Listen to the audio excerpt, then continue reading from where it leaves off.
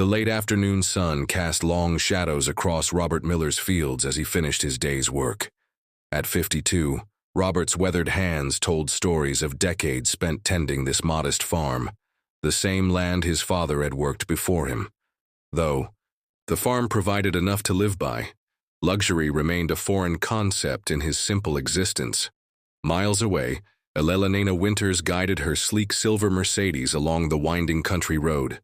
At 48, she had built her real estate empire from nothing, transforming herself into one of the city's most prominent businesswomen.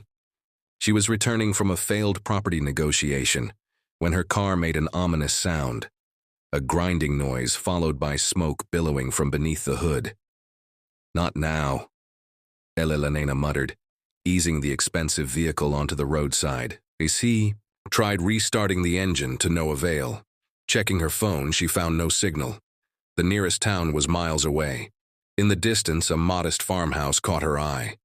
With resignation, Elena slipped her designer heels back on and began walking toward what seemed her only hope for assistance.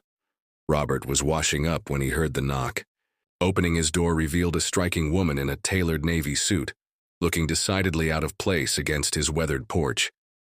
"Excuse me," she said.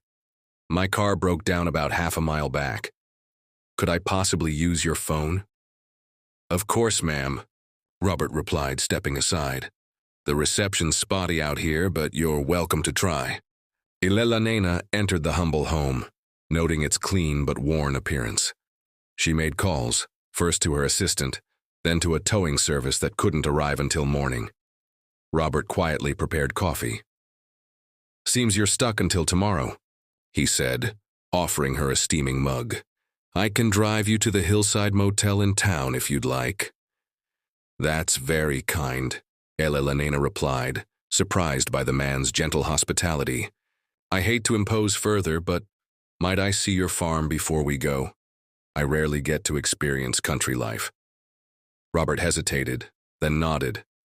"Not much to see, but you're welcome to look around." He led her outside as the evening settled in, pointing out the modest fields that provided his livelihood. Finally, they approached the old barn, its red paint faded by decades of sun and rain. "This barn's been here since my grandfather's time," Robert explained, sliding open the heavy wooden door. Elena stepped inside and her breath caught. The last sunlight streamed through gaps in the wooden walls, illuminating the space with a golden glow. But what truly stunned her was the craftsmanship within. Beautiful hand-carved wooden furniture filled the space, tables with intricate patterns, chairs with elegant curves, cabinets with detailed inlays. "Did you make these?" she whispered. Robert stood frozen, watching her fingers trace the pattern on a cherrywood table.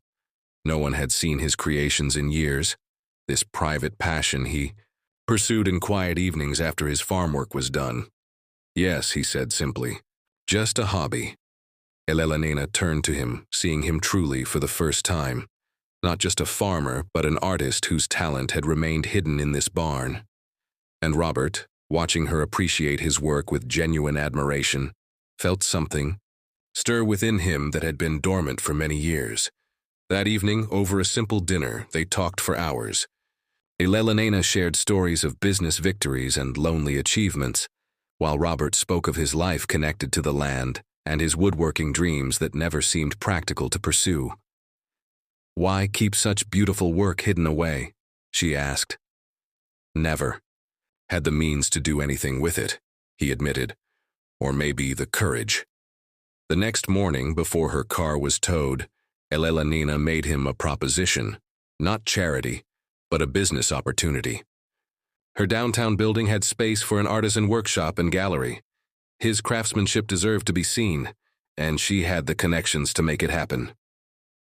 3 months later, Robert stood beside Elena at the opening of Miller Craftworks. His pieces, once hidden in a weathered barn, were now displayed under elegant lighting. And as they watched visitors admire his work, their hands found each other's. An unexpected connection formed between two worlds that once seemed impossibly far apart. What began with a broken-down car had revealed something beautiful in both. Their lives, his hidden talent finding its audience and her success finding its purpose.